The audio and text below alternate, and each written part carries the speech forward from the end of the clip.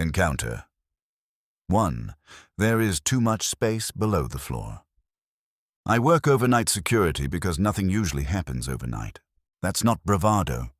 It's the reason the job exists. Cameras don't get bored. Doors don't forget to lock themselves.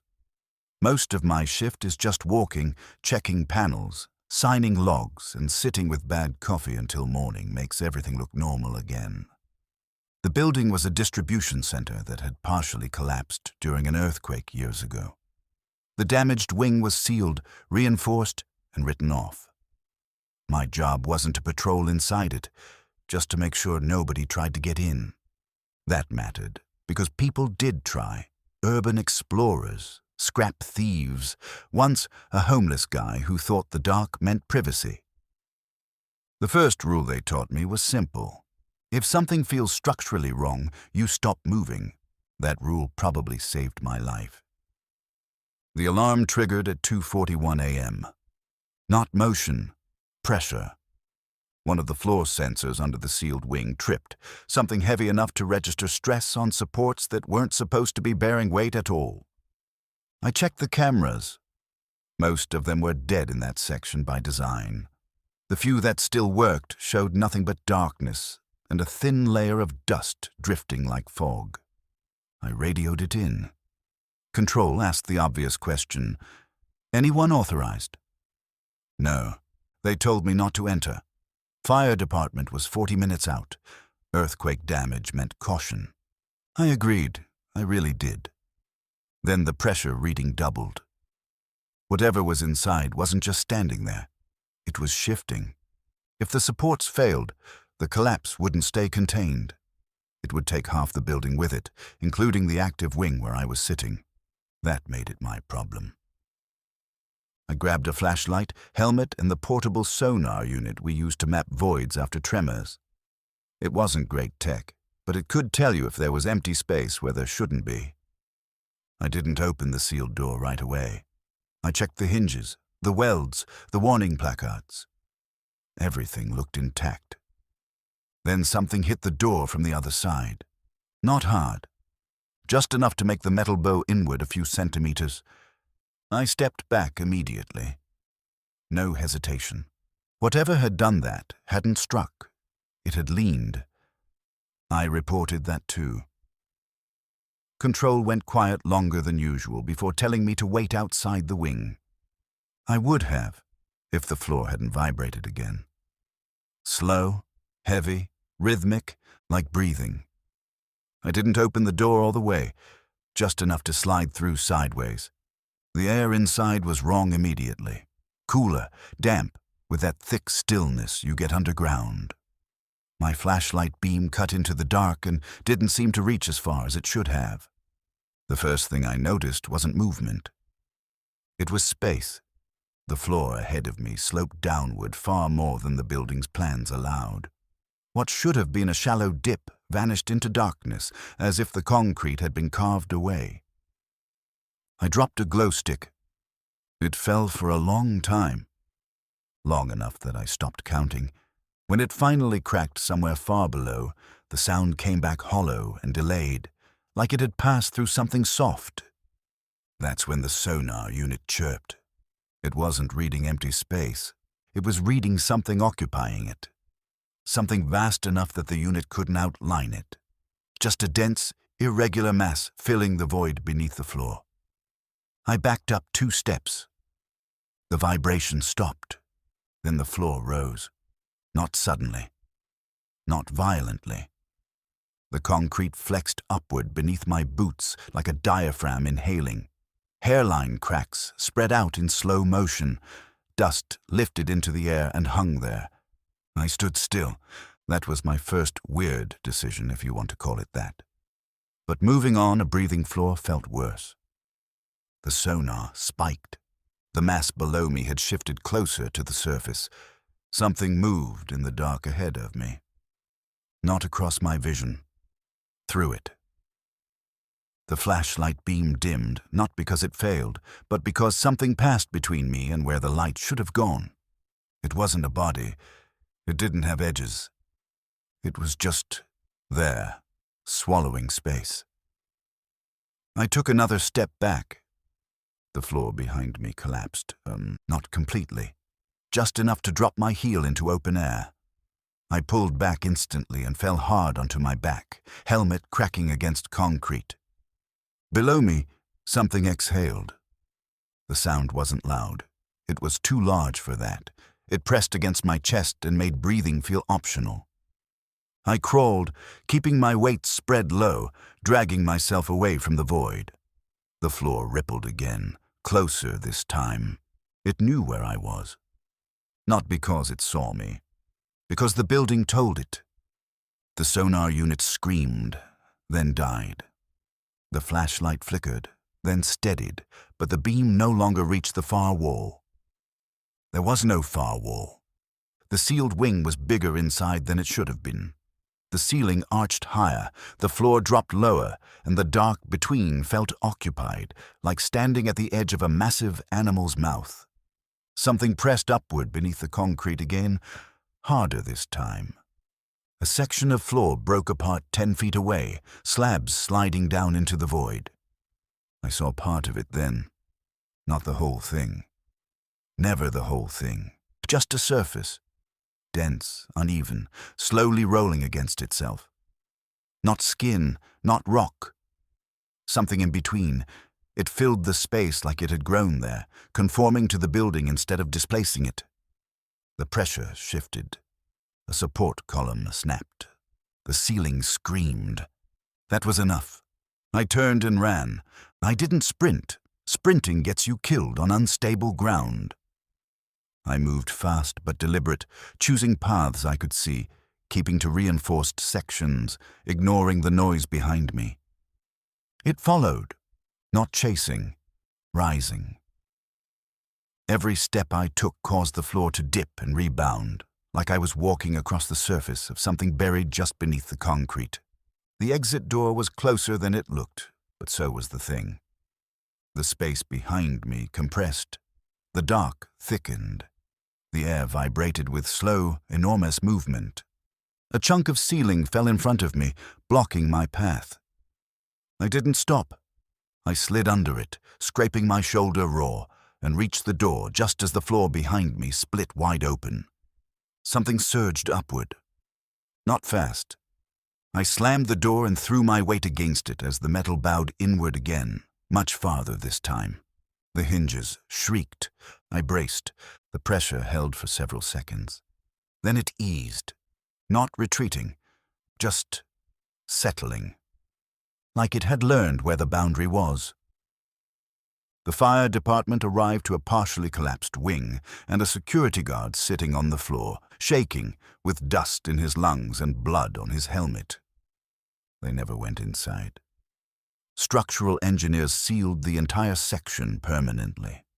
Concrete was poured, steel plates welded, the building was written off. They said a sinkhole had formed under the foundation, unstable geology. Rare, but not unheard of. I didn't argue. I quit 2 weeks later. Sometimes, when I walk across large, empty buildings, I feel the floor flex just a little too much. Not enough to be dangerous. Just enough to remind me. There is more space beneath us than there should be. And sometimes, it's already full. Encounter 2. The depth of the utility tunnel.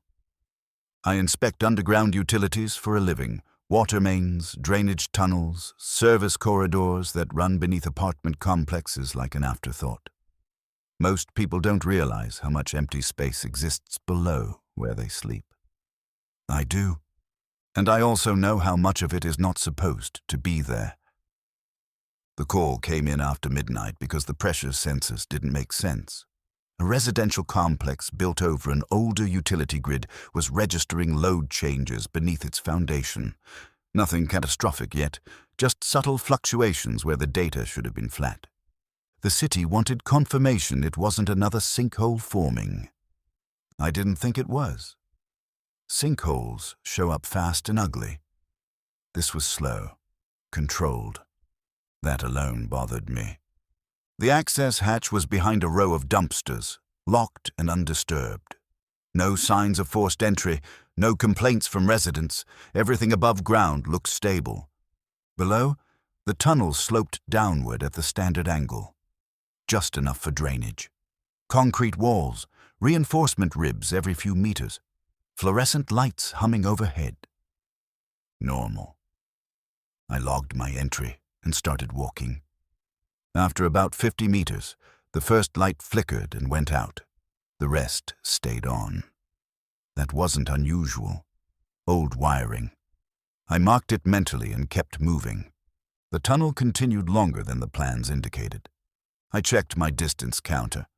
According to it, I should have reached the junction by now. Instead, the tunnel stretched ahead, straight and featureless, the lights receding in a way that made depth hard to judge. I stopped walking. This wasn't panic. This was habit. If your environment stops matching your expectations underground, you pause. I turned around. The access hatch was still there, farther than it should have been, but visible. That mattered. I continued forward, slower this time. The pressure gauge on my pack began to tick upward. Not dramatically, just enough to notice. Pressure from below, that shouldn't happen. Utilities don't push up unless something beneath them shifts. Bedrock doesn't breathe. Water doesn't behave like this. I knelt and pressed my palm to the concrete floor. It was warm. Not surface warm, internally warm, like heat moving through dense material. Then the floor flexed. Barely. A subtle rise and fall, slow enough that you could mistake it for imagination if you weren't trained to notice structural movement. I stood up and backed away. The tunnel ahead dipped. Not sloped, dropped, curving downward as if pulled by weight. I shined my flashlight ahead even though the overhead lights were still on. The beam didn't reach the end of the curve. It disappeared into shadow that looked too deep for the space it occupied. I marked the anomaly and radioed my supervisor. Static. I tried again. Nothing. That wasn't uncommon underground either, but paired with everything else, it narrowed my options. I turned back toward the hatch. The tunnel behind me had narrowed. Not collapsed, not cracked, just closer. The walls hadn't moved suddenly.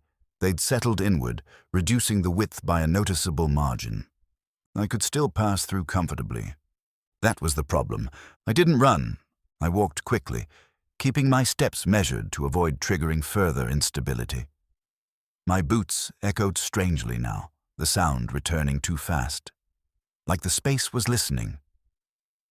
Halfway back, the pressure gauge spiked.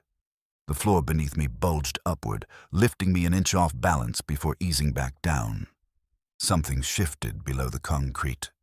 Not moving through it, moving with it. I crouched, lowering my profile, spreading my weight. The tunnel lights ahead dimmed as if something massive had passed beneath them.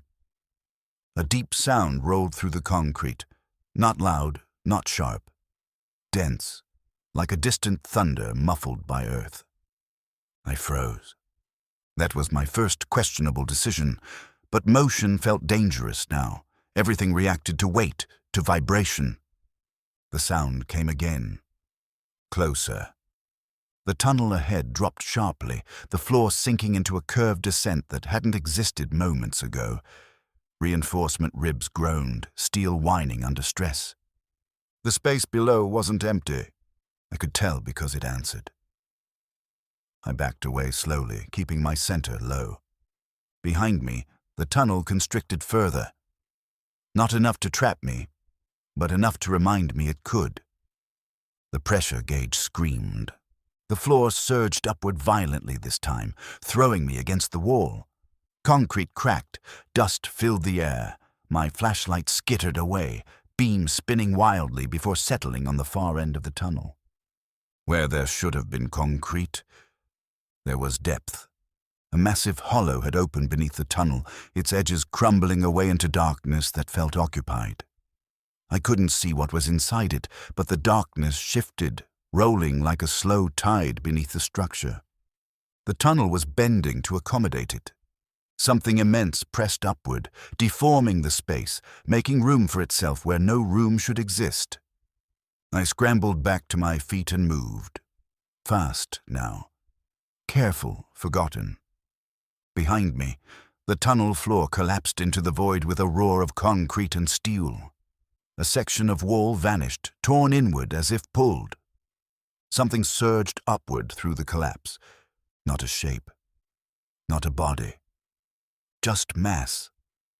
The lights exploded. The tunnel plunged into darkness. The sound it made wasn't a scream, it was pressure equalizing. I ran. The tunnel fought me for every step. The floor rose and dipped unpredictably. The walls pressed inward, forcing me sideways, scraping my shoulders raw. Ahead, the access hatch light glowed faintly. Behind me, the space folded. Something moved faster now, not rushing but closing distance by changing the space itself. The dark thickened, swallowing sound, swallowing depth. The floor beneath me lifted sharply, launching me forward. I hit hard, rolled, and slammed into the ladder beneath the hatch. I didn't climb gracefully. The tunnel below breathed again, and the ladder twisted as the concrete deformed around it. I hauled myself up, throwing my weight onto the surface as the hatch bowed beneath pressure from below. Something struck the underside. Once. The metal screamed. Then the pressure stopped. I slammed the hatch shut and dragged a dumpster over it, hands shaking. The city sealed the tunnel permanently. They blamed ground instability, old infrastructure, budget limitations. No one wanted to talk about the sensor data that showed movement beneath the foundation days later, or why the readings eventually stopped, not because the pressure stabilized, but because the sensors failed one by one. The apartment complex still stands. I don't work underground anymore. Sometimes, though, when I walk across parking lots or concrete floors late at night, I feel the ground flex. Not dangerously. Just enough to suggest it's accommodating something beneath it, making room.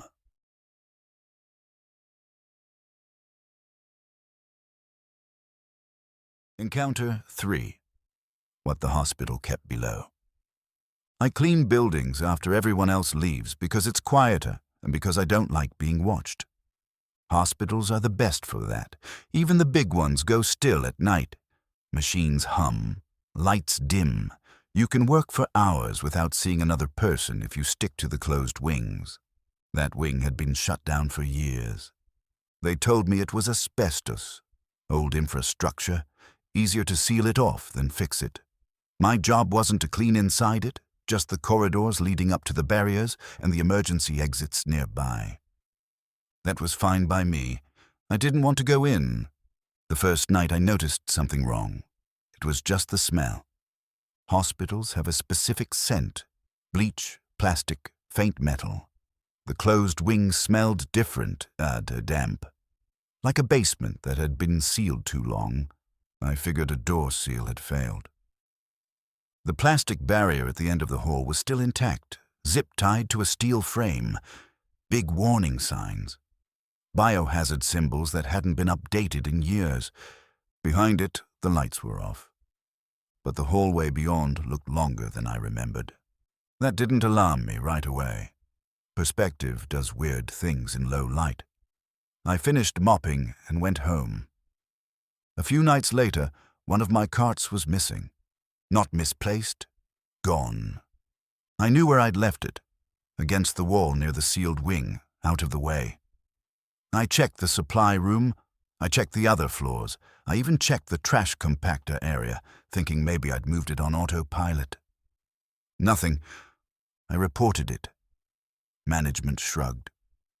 Stuff goes missing in hospitals. Contractors, security.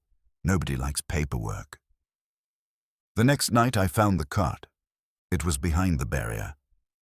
I could see it clearly through the plastic, yellow bucket, wringer handle tilted just how I'd left it. It sat a good 20 feet down the dark hallway of the closed wing. That was impossible. I hadn't gone in. I wouldn't have. And the barrier hadn't been disturbed. I stood there for a long time, weighing my options. That was my first weird decision. Instead of calling security, I unzipped the plastic just enough to slip through. The air changed immediately. Cooler, heavier. The smell stronger now, damp and faintly sweet, like rot filtered through disinfectant.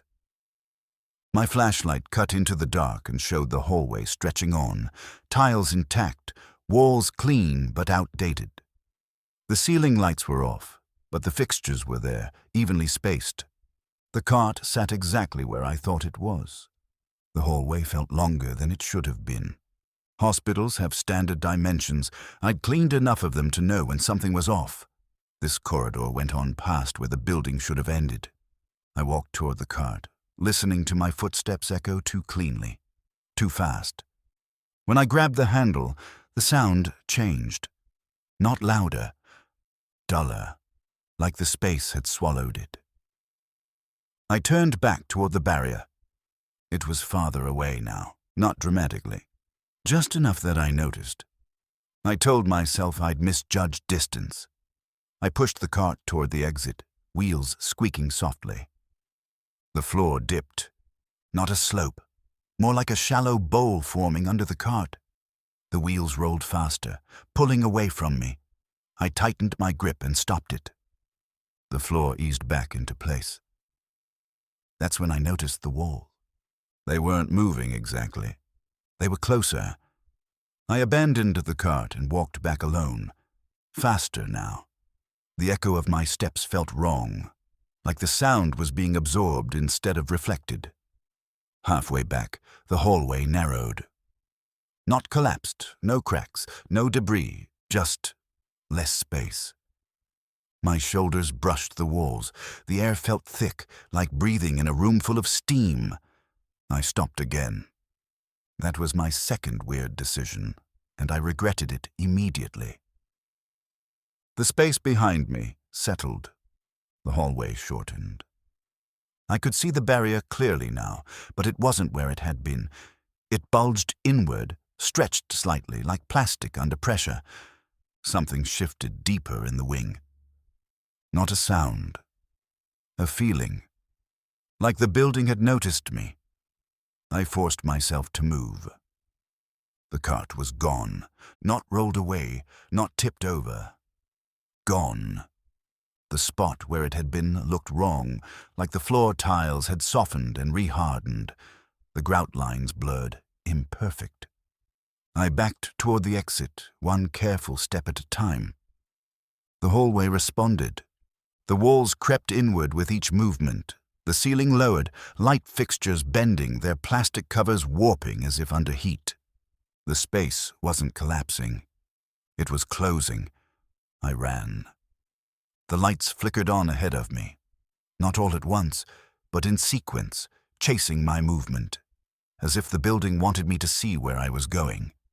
Doors appeared on either side that I didn't recognize. Patient rooms that shouldn't exist anymore. Their numbers wrong. Their signs outdated. One door stood open. Inside, the room was deep, far deeper than a hospital room should be.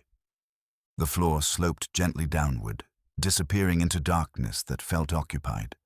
Equipment lay scattered halfway in. Bed frames, IV stands, chairs, half embedded in the floor as if being slowly pulled under. Something inside the room shifted. The floor rippled. I didn't go in. The hallway narrowed again, forcing me forward. My flashlight flickered, dimming as the air grew heavier. Each breath felt harder, like the space was pressing back. The barrier was close now. I could see the zip ties, the warning signs. Behind me, the hallway breathed. Not in and out. Forward. The floor rose behind my heels, softening, clinging to my shoes. I yanked my foot free and stumbled, scraping my palms on the tile. The tile flexed. My hands sank in slightly, like pressing into dense foam. I screamed. The sound died inches from my mouth. The space swallowed it. The walls were touching me now, not crushing, holding. The ceiling lowered until I had to crouch, then crawl. The barrier loomed ahead, stretched taut, its plastic clouded from the inside as if pressed by something vast. I crawled faster. The floor beneath me warmed. My knees sank deeper with every movement. The tiles lost definition, edges blurring into a continuous surface that pulled at my weight. I realized then what the wing was doing. It wasn't trapping me. It was digesting. A door behind me vanished with a wet, settling sound. The wall smoothed over where it had been, like a scar sealing shut. Something passed beneath the floor. Not fast, not violent, just a massive shift, redistributing space. The ceiling pressed down harder, forcing my chest to the floor. My arms stuck.